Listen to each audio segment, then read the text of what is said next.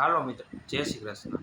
આપણે જ્યારે બુક વાંચતા હોય ને ત્યારે 7 રૂલ્સ, 7 નિયમ છે. જો એ તમારી પાસે પ્રોપર તમે ધ્યાનમાં રાખો ને તો તમને પુસ્તકને ધ્યાનસર, કાયદેસર રીતે કેવી રીતે વાંચવી બરાબર છે, તમે એને સંપૂર્ણ વાંચી શકો છો. નકર અધૂરેથી ને તમે એ બ્રેકડાઉન થઈ જાય, તમે એને પૂર્ણ ન કરી શકો. એના 7 નિયમ છે. પહેલો નિયમ, તમારી નજરથી મોબાઈલને દૂર રાખો. મોબાઈલ જો બાજુમાં હશે, નોટિફિકેશન આવશે, તમારું ધ્યાન ત્યાં વયું જાય, તમારું આખું ફોકસ ત્યાંથી વયું જાય. તમે ક્યાં પહોંચ્યા છો વાંચવામાં, પુસ્તકમાં, તમને કંઈ ખ્યાલ નહીં. તમારી જે અંદર વિચાર આવતા હશે નવા નવા, બરાબર છે, એ પુસ્તક વાંચીને જે તમને અનુભવ થતો હોય છે એ બધું વયું જશે, બરાબર છે. બીજી વસ્તુ, આજુબાજુનું વાતાવરણ. આજુબાજુનું વાતાવરણ પણ બહુ જ મહત્ત્વપૂર્ણ છે. ત્રીજી વાત, જ્યારે તમે પુસ્તક વાંચો છો, બરાબર છે, તો આજુબાજુની વસ્તુને ધ્યાનમાં રાખીને વાંચો.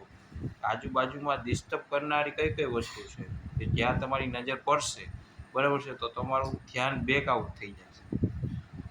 ચોથી વસ્તુ, આ પુસ્તક હું શા માટે વાંચી રહ્યો છું? આ પુસ્તક હું શા માટે વાંચી રહ્યો છું? શું આમાં વસ્તુ કંઈક અલગ છે, શીખવા જેવી છે, ઉતાર્યા જેવી છે? આનું કારણ શું છે?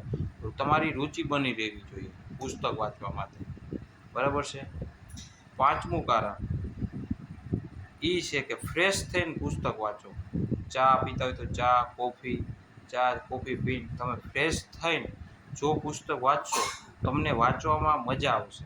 તમે આમ એમ લાગશે કે ના, આ મને વાંચવાનું ઓલું થાય, થોડુંક તમારામાં ફ્રેશનેસ રહે. એ પુસ્તક વાંચવું જોઈએ.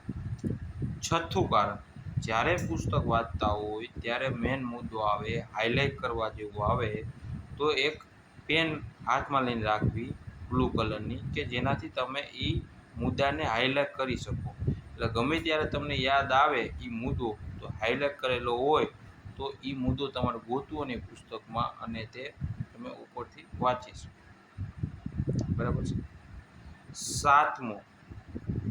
સાતમું મેનમાં મેન કારણ છે.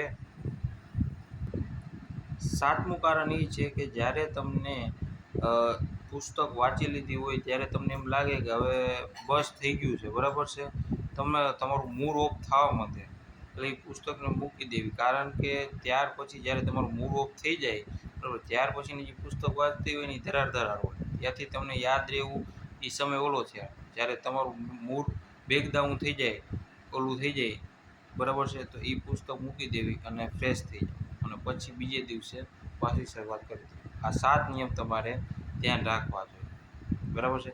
તેથી તમને વધારે ને વધારે પુસ્તક વાંચવામાં મજા આવશે. નવી પુસ્તક વાંચવામાં મજા આવશે, એક પૂરી થશે, બીજી વાંચી શકશો.